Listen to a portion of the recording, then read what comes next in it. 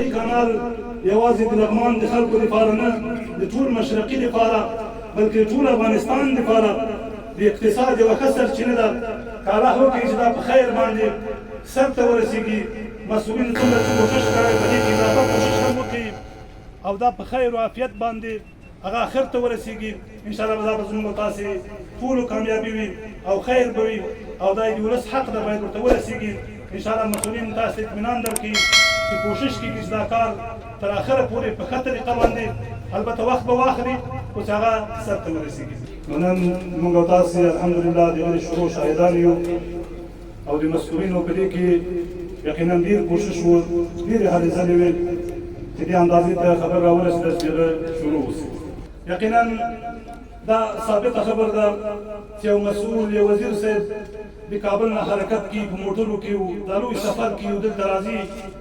هغه یقینا دا ثابتوي ټولو ملګرو ته